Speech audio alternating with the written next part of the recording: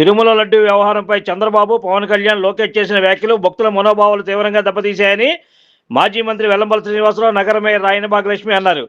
తిరుమల లడ్డు వ్యవహారంపై భక్తుల మనోభావాలను దెబ్బతీసేలా మాట్లాడిన CM Chandrababu, deputy CM Pawan Kalyan, మంత్రి నారా లోకేష్ పై చర్యలు తీసుకోవాలని టూటౌన్ పోలీస్ స్టేషన్లో మాజీ మంత్రి వెల్లంపల్లి శ్రీనివాసరావు, నగర మేయర్ రాయన భాగ్యలక్ష్మి సహా వైసీపీ నేతలు ఫిర్యాదు చేశారు.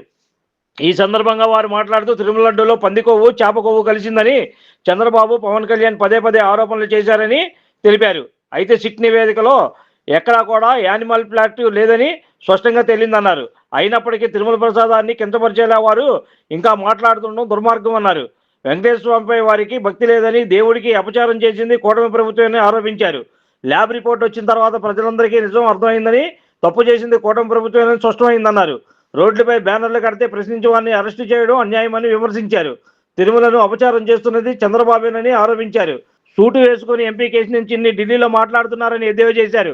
ఆయన అనేక అవినీతి కార్యక్రమాలకు పాల్పడ్డారని, చిన్న కాంట్రాక్టులు వేధిస్తున్నారని ఆరోపించారు. వైసీపీ నేతల ఇళ్లపై దాడులు జరిగితే పోలీసులు చూస్తూ ఊరుకుంటున్నారని, టీడీపీ నేతలకు మాత్రం రాచ మర్యాదలు చేస్తున్నారని మండిపడ్డారు.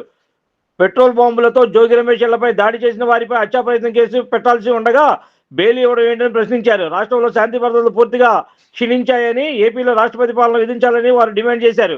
ఈ కార్యక్రమంలో పలు డివిజన్ల కార్పొరేటర్లు, మాజీ చైర్మన్లు, వైసీపీ నాయకులు, కార్యకర్తలు, అభిమానులు పెద్ద ఎత్తున పాల్గొన్నారు. ఈ రోజు మా విజయవాడ పశ్చిమ నియోజకవర్గం తరఫున ఏదైతే పవిత్రమైన ఆ దేవదేవుడిని ప్రసాదం లడ్డు యొక్క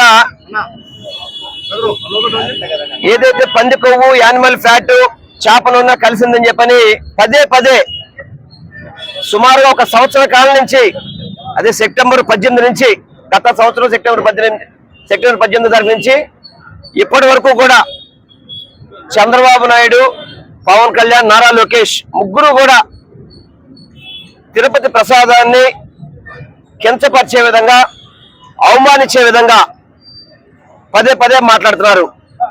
మొన్న సిట్ నివేదిక కావచ్చు, దాంట్లో ఏదైతే నేషనల్ ల్యాబ్స్ నుంచి, ఒకటి హర్యానా నుంచి, ఒకటి గుజరాత్ నుంచి, 2 ల్యాబ్స్ నుంచి కూడా రిపోర్ట్ వచ్చిన దాంట్లో ఎక్కడ కూడా యానిమల్ ఫ్యాట్ లేదు అనేది ధృవీకరించారు వాళ్ళందరూ కూడా.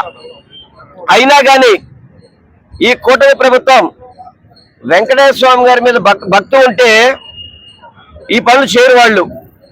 ఎందుకంటే ఈ ప్రభుత్వం వచ్చాకే ఆ నెయ్యి శాంపిల్స్ తీయడం కానివ్వండి, ఈ ప్రభుత్వం వచ్చాకే ఆ నెయ్యి ట్యాంకర్ రావడం కానివ్వండి, ఈ ప్రభుత్వం వచ్చాకే ఆ ట్యాంకులు తింపు పంపించడం కానివ్వండి, ఈ ప్రభుత్వం వచ్చాక, అంటే ఈ కూటమి ప్రభుత్వం వచ్చాకే మళ్ళీ వాటిని వాడారని కూడా నివేదికలో పొందుపరచడం జరిగింది.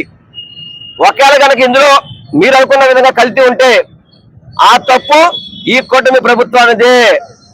దేవదేవుడికి అపచారం చేసింది ఈ కూటమి ప్రభుత్వమే. ఇది అందరూ కూడా గమనించాలి.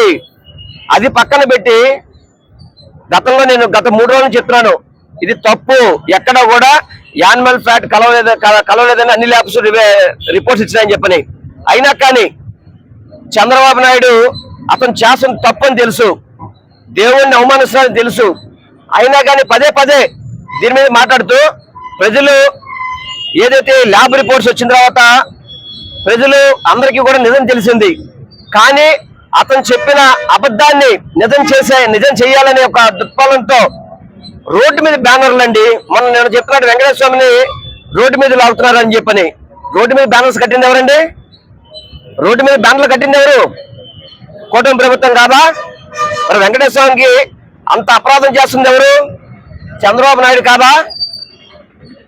వెంకటేశ్వర స్వామిని ప్రపంచవ్యాప్తంగా కూడా అవమానిస్తున్న వ్యక్తి, కించపరుస్తున్న వ్యక్తి, అన్ని విధాలు కూడా అపచారాలు చేస్తున్న వ్యక్తి చంద్రబాబు నాయుడే. దీంట్లో ఎటువంటి సమస్య లేదు. మళ్ళీ తంగులమ్మ అని చెప్తూ మన ఎంపీ సూట్ వేసుకుని ఢిల్లీలో మాట్లాడుతున్నాడు. సూట్ వేసుకున్నంత మాత్రం నాకు సూట్ వేసుకునే మనిషి కాదు ఎంపీ. మన కేసీఆర్ చిన్ని, నాకు తెలిసి విజయవాడ పార్లమెంట్ లో ఇంత దద్దమ్మ ఎంపీ అక్కడ చూడలేదు మనం, ఎక్కడ కూడా ఇంత దద్దమ్మ ఎంపీ. ఎందుకంటే ప్రతి దాంట్లో దోపిడీ. గతంలో మన విజయవాడ పార్లమెంట్ కి మంచి మంచి ఎంపీలు చేశారు. వీళ్ళ అన్నయ్య కూడా బాగా చేశాడు. 10 ఏళ్ళు వాళ్ళ అన్నయ్య తెలుగుదేశం పార్టీ ఎంపీ అయినా కానీ ఎక్కడ కూడా అవినీతి కానీ, ఇటువంటి ఇసుక దోపిడీ కానీ, భూదందాలు కానీ, ఇటువంటి రౌడీ జరగని ఎప్పుడు చేయలా. ఈ ఎంపీ వచ్చాక ఎన్టీఆర్ జిల్లాని భ్రష్టు పట్టించుకుంటూ ఎవడున్నాడంటే కేసినేని చిన్ని. అతను మాట్లాడతాడు, నేను జోగి రమేష్ మీద దాడి జరిగితే వాళ్ళ పార్టీ వాళ్ళే కావాలని చేయించుకున్నారని చెప్పని. మరి ఆ 40 మంది తెలుగుదేశం పార్టీ మీద ఏదో చిన్న కేసు పెద్ద కేసు ఒక కేసు అయితే పెట్టారు కదా, మీ ఇబ్బంది పట్టాలి ఎందుకు పెట్టారు కేసు? వాళ్ళకి స్టేషన్ బెయిల్ ఇచ్చేసారు, రాతి మర్యాదలతో కూర్చోబెట్టారు. మేమైతే ఇక్కడ నుంచొని రిపోర్ట్ ఇచ్చాం, వాళ్ళందరికీ చక్కగా కాఫీలు టీలు ఇచ్చి బెయిల్ ఇచ్చి పంపించారు. అదే మా పార్టీ వాళ్ళు చేస్తుంటే మరి మీ తెలుగుదేశం వాళ్ళ మీద కొంతమంది మీద చిన్న చిన్న కేసులు ఎందుకు పెట్టారా? కేసు నుంచి నీ యొక్క అవినీతి గురించి మేము చెప్పాల్సిన పని లేదు. నీ తిరువురు ఎమ్మెల్యే చెప్పాడు, ఇసుక దోపిడీ, రేషన్ దోపిడీ, మద్యం దోపిడీ, మట్టి దోపిడీ, ఈ ఎన్టీఆర్ జిల్లాలో వనరులన్నీ కూడా దోచుకుంటూ ఎవడన్నాడంటే కేసు నుంచి అనమాట. ఎన్టీఆర్ జిల్లాలో ఉన్న వనరులన్నీ కూడా దోచుకున్న వ్యక్తి కేసినేని చిన్నినే, దాంట్లో ఎటువంటి డౌట్ లేదు. అతను ఢిల్లీలో కూర్చొని సూట్ వేసుకొని కబుర్లు చెప్తాడు. వాళ్ళ తెలుగుదేశం వాళ్ళే చాలా మంది చెప్తున్నారు, మా రోడ్డు మీద మట్టి కూడా కొట్టేశాడయా, మేము చిన్న చిన్న పనులు చేయించుకుంటాము, ఆ పనులు కూడా అతనే తీసుకున్నాడని చెప్పని అతను మాకు శ్రీరంగ నిధులు చెప్తాడు. ఎవరిని వింటారా ఏంటి? నీ రక్తం పంచుకొని పుట్టిన అన్నయ్య చెప్తాను నీ భాగవతం అంతా కూడా. నువ్వు జగన్మోహన్ రెడ్డి గారి గురించి, వైఎస్ఆర్ కాంగ్రెస్ పార్టీ గురించి మాట్లాడే హక్కు నీకేమైనా ఉందా అసలు? నీకు నువ్వే ఒక దొంగవి, నువ్వు మళ్ళీ జగన్మోహన్ రెడ్డి గారి గురించి, వైఎస్ఆర్ కాంగ్రెస్ గురించి మాట్లాడుతున్నావు. సిగ్గుచరం లేదు? నీ మనుషులను పంపించి జోగి రమేష్ మీద ఎప్పుడు కూడా ఈ సంస్కృతి లేదు. పెట్రోల్ బాంబులండి, పెట్రోల్ బాంబులు మీరు ఎప్పుడు విన్నారా? ఎప్పుడైనా చూసారా? గతంలో ఎప్పుడో మా చిన్నప్పుడు అనుకునే వాళ్ళు పెట్రోల్ బాంబులు అని చెప్పని, అటువంటి పెట్రోల్ బాంబులతో జోగి రమేష్ ఇల్లు తగలబెట్టిపోయారు. పొరపాటున కనుక అది ఫైర్ అయి ఉంటే దాంట్లో ఉన్న వ్యక్తులంతా కూడా చచ్చిపోతారు కదా. మరి అటువంటి వ్యక్తులకు హత్య ప్రయత్నం కేసు కట్టాలి కదా, అలా కట్టరు. చిన్న కేసు నోటీస్ ఇచ్చి పంపించేస్తారు. నేను అంబటి రాంబాబు గారు ఆయన్ని ఎంత ఇబ్బంది పెట్టారండి. ఆయన్ని కర్రలు పట్టుకొని రాళ్లు పెట్టుకొని 8 గంటలు నరకం చూపెట్టారు వాళ్ళ ఇంట్లో. వాళ్ళు అసలు బతుకుంటావో చచ్చిపోతావో అనే చిన్నపిల్లలతో టెన్షన్ పడే పరిస్థితి. అందుకనే మేము చెప్పింది ఒకటే, ఈ రాష్ట్రంలో కూటమి ప్రభుత్వానికి పరిపాలించే నైతిక అర్హత లేదు. రాష్ట్రపతి పాలన విధించండి. లా అండ్ ఆర్డర్ అనేది పూర్తిగా కూడా ఫెయిల్ అయిపోయింది. కేవలం పోలీసు వ్యవస్థ అంతా కూడా ఆ చంద్రబాబు పెట్టే ఫ్లెక్సీలు కాపలా ఉండడం, అదేవిధంగా వైఎస్ఆర్ కాంగ్రెస్ పార్టీ నాయకుల ఇళ్ల మీద దాడి చేస్తుంటే వాళ్ళ కాపలా ఉండడం. ఎవరికి కాపలా ఉంటారు? వాళ్ళ ఇళ్ళకి వైఎస్ఆర్సీపీ నాయకులు ఇళ్ళకి కాదు, తెలుగుదేశం వాళ్ళకి ఏం కాకుండా వాళ్ళకి అండగా ఉంటున్నారు అన్నమాట వీళ్ళందరూ కూడా. దానికోసం ఈ రోజు మేము స్టేషన్ లో కూడా కంప్లైంట్ ఇచ్చాము. దయచేసి విచారించి తప్పకుండా ఇది ల్యాబ్ రిపోర్ట్ల ద్వారా అయినా సరే చంద్రబాబు మీద, పవన్ కళ్యాణ్ మీద, నారా లోకేష్ మీద కూటమి ప్రభుత్వం ఎవరైతే పంది కొవ్వుందని మాట్లాడారో ప్రతి ఒక్కరి మీద కేసు కట్టాలని మాత్రం మేము డిమాండ్ చేస్తున్నాం. ఈరోజు మన విజయవాడ నగరంలో పశ్చిమ నియోజకవర్గంలో ఏదైతే కొత్తపేట సెంటర్ లో మనకి పోలీస్ స్టేషన్ ఉందో ఆ పోలీస్ స్టేషన్ కి రావడం జరిగింది. మన మాజీ మంత్రివర్యులు వెల్లంపల్లి శ్రీనివాసరావు గారు, అలాగే మా కార్పొరేటర్లు, అలాగే మాజీ చైర్మన్లు, పార్టీ నాయకులు, పెద్దలు, కార్యకర్తలు అందరం కలిసి వచ్చి ఈ రోజు పోలీస్ స్టేషన్ లో రిపోర్ట్ అన్నది, కంప్లైంట్ అన్నది ఇవ్వడం జరిగింది. ఏంటయ్యా ఈ కంప్లైంట్ అని అంటే, 24 గంటలు మసిపూసి మారేడుకాయ చేసే విధానంలోన ఈ రోజు కూటమి నాయకులు వెళ్తున్నారు. పూర్తి స్థాయిలో సిబిఐ రిపోర్ట్ ఇచ్చింది. ఆ దేవదేవుని ప్రసాదంలోన, లడ్డూలోన ఎలాంటి యానిమల్ ఫ్యాట్ గానీ, ఫిష్ ఆయిల్ గానీ లేదు అని నేషనల్ డైలీ డెవలప్మెంట్ అన్నది నివేదిక ఇవ్వడం అన్నది జరిగింది. ఎన్డీడీబీ ఇచ్చినా గానీ ఈ రోజు వీళ్ళు ఇంత దారుణంగా మసిపూసి మారేడుకాయ చేసే విధంగా ఈ రోజు ఇంకా ఇంకా ఇంకా ఇంకా మాట్లాడుతున్నారు. ఇంత దారుణమైన పరిస్థితులు ఈ ఆంధ్ర రాష్ట్రంలో ఏ రోజు నెలకొనలేదు. మాట్లాడే మంత్రుల మీద దాడులు చేస్తున్నారు. ఎంత పనికిమాలిన పరిపాలన చేస్తున్నారంటే వీళ్ళ పరిపాలన చూసి ప్రజలు కూడా నివిరిపోతున్నారు. ఏంటి పరిపాలన, ఏంటి రౌడీయిజం, ఏంటి రౌడీ రాజకీయం అని. ఇంతకు ముందు జగన్మోహన్ రెడ్డి గారిని నోటుకొచ్చినట్టు రాజారెడ్డి రాజ్యం అని, లేకపోతే సైకో రాజ్యం అని మాట్లాడుకునేవారు. ఈ రోజు వాళ్ళు మాత్రమే మాట్లాడేవారు. ఏదైతే టీడీపీ నాయకులు ఉన్నారో, కూటమి నాయకులు ఉన్నారో వాళ్ళు మాత్రమే మాట్లాడేవారు. కానీ ఈ రోజు వీళ్ళ పరిపాలనని ప్రజలే మాట్లాడుకుంటున్నారు.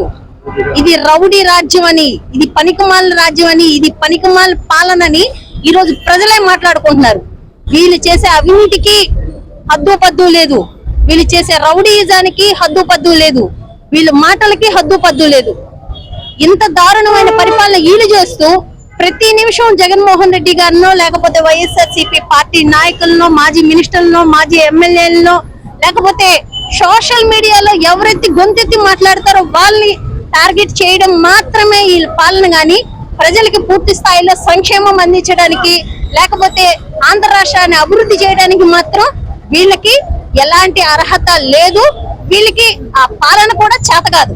5 ఏళ్ళు జగన్ గారు గవర్నమెంట్ లోన ఏం అభివృద్ధి జరిగింది, ఏం సంక్షేమం అందించారు అన్నది వీళ్ళు చూశారు. కనీసం ఆయన పరిపాలన చూసి కూడా వీళ్ళు ఆయన పథకాల్ని కాపీ కొట్టి ఆ పేర్లు మార్చుకొని పెట్టుకుంటున్నారే గాని ఆయన ఏ రకంగా 5 ఏళ్ల కాలంలోన ఎక్కడ ఒక్క సంవత్సరం కూడా ఆగకుండా ఇచ్చిన సంక్షేమ పథకాలని అదే విధంగా వీళ్ళు కంటిన్యూ చేసే విధంలో మాత్రం వీళ్ళు పూర్తి స్థాయిలో ఫెయిల్ అయ్యారు. ఇంకా రెడ్ బుక్ మంత్రి అయితే మరీ దారుణం. ఆయన చూస్తున్నాం, ఆయన పాలన చూస్తున్నాం, ఆయన మాటలు చూస్తున్నాం, ఆయన వ్యవహారం చూస్తున్నాం. ఎంత దారుణంగా తయారవుతున్నాడంటే ఆయన కనీసం చంద్రబాబు నాయుడు గారు కూడా ఆ లోకేష్ అనే వ్యక్తిని కంట్రోల్ చేయలేకపోతున్నారు. ఈ రకమైన పాలన అందిస్తే ఆంధ్ర రాష్ట్ర ప్రజలకి ఇలా ఈ రకమైన పాలన వద్దు, మాకు రాష్ట్రపతి పాలన కావాలి. ఖచ్చితంగా వీళ్ళు చేతకాని ప్రభుత్వం దిగిపోవాలి.